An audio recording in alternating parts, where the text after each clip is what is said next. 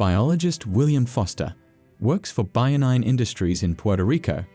Together with his colleague and friend, Edward Whittle, under Jones' direction, he investigates the problem of transferring the consciousness of the dead into a synthetic shell. A helicopter arrives at the lab with the body of the dead Sergeant Kelly, whom a group of scientists is going to use as a donor for an experiment. The soldier suddenly died during combat operations, and he had no idea he would be resurrected and, of course, didn't give his consent to the procedure. The entire staff gathers urgently in the operating room, where the container with the body is delivered. Despite the fact that more than 7 hours have passed since his death, scientists manage to connect to the donor's cerebral cortex through the tear duct, read, and record his memory. In the next step, Sergeant Kelly's memory imprint is loaded into a synthetic brain connected to a mechanical sheath. The test subject 345 regains consciousness. Thanks to optical and hearing blocks, he can see and hear, moves with mechanical hands, and has human reflexes, but when he examines himself and discovers that he is encased in a robot body, he goes mad and begins to cripple himself without understanding what he is. And William disconnects the subject from power system. Foster considers it a breakthrough that the specimen spoke, since the test subjects had previously been unable to speak, but lab manager Jones reprimands him for failing the test. This weekend, Will and his wife Mona and their children, Sophie, Matt, and Zoe, are going on vacation. The Fosters are visited by Will's family friend and colleague. Ed informs Mona of the failure of the experiment. On the contrary, Will shares with Mona the joy of his progress as the subject has spoken for the first time, but Mona considers all of his experiments inhumane and fears that people may suffer because of them. William sees the situation solely from a scientific point of view. He is confident that he can save many people whose lives are suddenly cut short. In the meantime, Mona is concerned with the moral aspect. In her view, humans are not only neurochemistry, electrical signals, and memories. Perhaps there's more to a person, like a soul. Mona fears that one day her husband will cross the line and stop distinguishing between good and evil. But Will promises this will not happen. The Fosters drive out during the day in clear weather, but in the evening a downpour begins, which quickly intensifies and worsens visibility. Mona suggests stopping to wait out the weather, but suddenly a truck appears on the narrow road, which William detours at the last moment. Seconds later, a thunderstorm collapses a tree, which falls directly onto the car, killing Mona. Will loses control and the car flies off the road into the pond. William drags the bodies of his wife and children ashore. None of them survived. Crushed by grief, Will calls Edward and asks him for help. When Ed arrives at the scene of the accident, Will persuades him to make memory imprints of his loved ones. His friend rejects the idea and offers to call an ambulance or the police, but William, in a fit of madness, doesn't listen to him and forces him to run a brain-scanning program. Later, William and Edward arrive at the laboratory where they are going to clone Will's family. Ed warns that the hardest part about cloning is not that it is forbidden and unethical, but the unpredictable results, and there is a high probability of getting people with physiological abnormalities. Ed asks Will to be prepared to stop the experiment if he makes a mistake, and also points out that he himself is against the idea and considers it immoral. But Will is desperate and confident that they won't make mistakes. Ed also reminds him the technology of consciousness transfer is underdeveloped and has many side effects, and most importantly, they have never done a memory transfer to a replicant before. However, grief and despair prevent William from soberly assessing the situation and the risks, so he insists on the procedure, after which he asks Ed to get rid of Mona and the children's bodies. Will and Ed run into problems before the cloning process even begins. Ed could only get 3 clone-growing tanks from the lab when he needed 4. As a result, Will has to choose who to resurrect. Constant electricity is needed to develop the clones in the tanks. To do this, Will steals several dozen batteries from the machines overnight. It will take 17 days to form the clone's biological shells. Meanwhile, Ed suggests that William consider the problem of the consciousness transfer crisis. Will decides to resurrect Mona, Sophie, and Matt, and removes all memories of Zoe from their memories, after which he becomes angry and loses his temper. Next day, cops come to Foster's house investigating numerous thefts of car batteries on the block, but he quickly gets rid of them by lying that he doesn't know anything. After the weekend, Foster doesn't show up for work, and Edward lies to his superiors that William has pneumonia. However, Jones demands that the work on the test subject 345 needs to be done, or their department will be shut down and everyone will be fired. Foster then goes to work, forcing Ed to fill in for him in the garage to keep an eye on the tanks. When William returns home, he meets the school teacher, to whom Ed has lied about the boy's illness and absence. Edward asks William not to involve him in the web of lies and urges him to inform the school himself of the reasons for the children's absence and to call the clinic where his wife works. William takes the laptops and phones of relatives and starts sending letters, answering everyone, the school principal and the children's friends on social media. 17 days have passed, but William still hasn't been able to successfully simulate a human consciousness transfer. This means that there may be problems when attempting to transfer memories to Mona and the children's clones, and the shells can no longer be kept in the tanks, as they will begin to age rapidly. William and Edward extract the clones and put them into a tranquilizer-induced coma.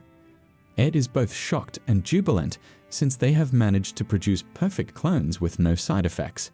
Foster has an extra 3 days until the tranquilizers begin to have a detrimental effect on the replicants' bodies. Will constantly stumbles across things that remind him of Zoe.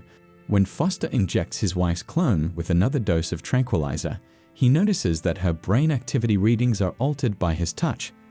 Will realizes that the unconsciously biological living human brain will always reject the mechanical shell and will never overcome the crisis of consciousness transfer, and then he shares this discovery with Edward. Will is confident that the consciousness of his loved ones will transfer perfectly into their new living biological bodies without complications.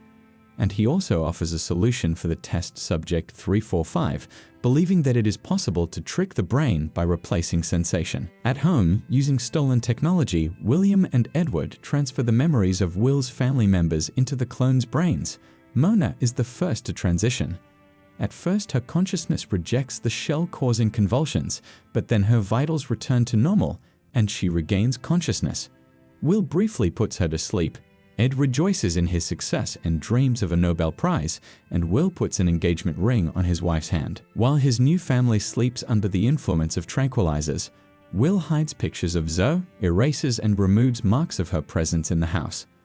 When William wakes up the next day, he finds the whole family gathered in the kitchen, and he anxiously observes everyone's behavior. Suddenly, Edward calls and urgently summons Foster to the lab for further work on the test subject 345 as a new donor arrives.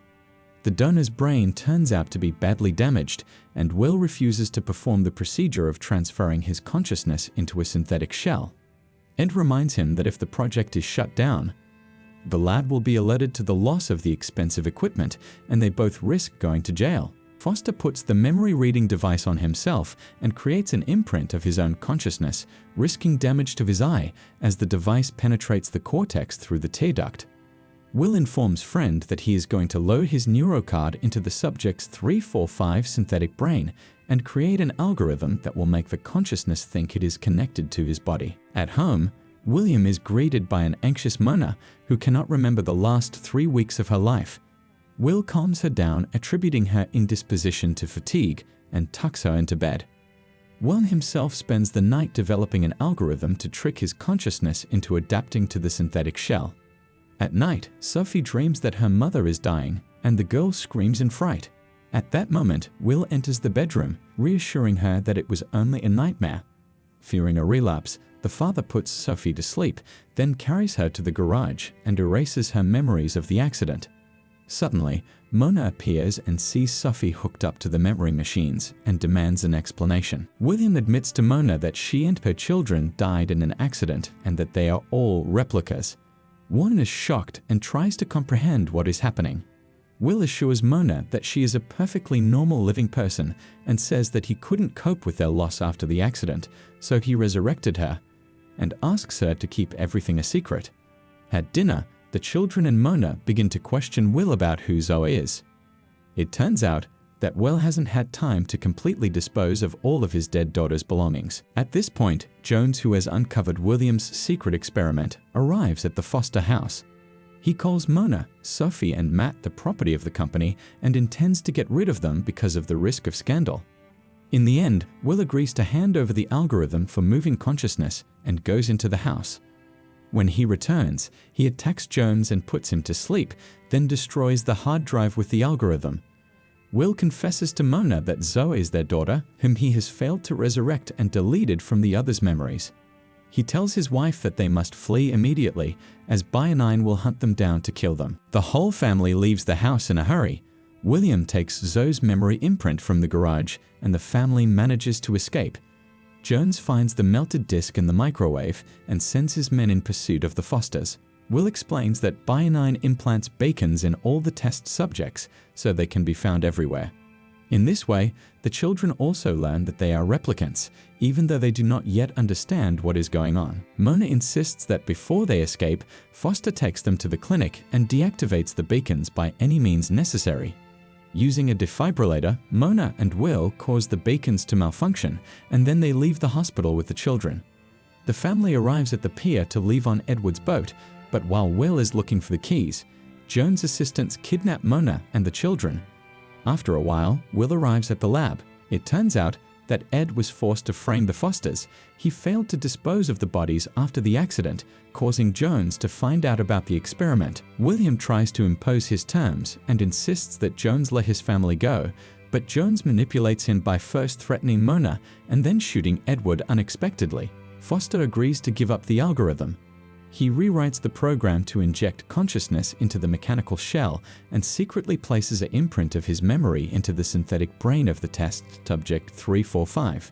William records the program on a hard drive, hands it to Jones, and asks him to let the family go. Jones replies that the creatures are just replicas and he is going to finish the experiment. At this point, subject 345 enters. While he distracts and detains the guards, Foster with his wife and children run out of the lab. Mona, Sophie and Matt get in the car, but Will goes back to Jones. William talks to subject 345 and realizes that he is comfortable in a mechanical shell.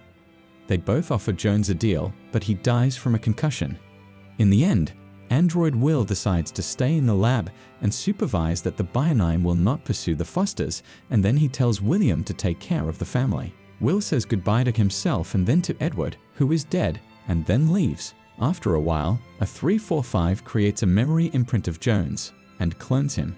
17 days later, Will brings little Zoe back to the family, whom he has managed to bring back to life after all.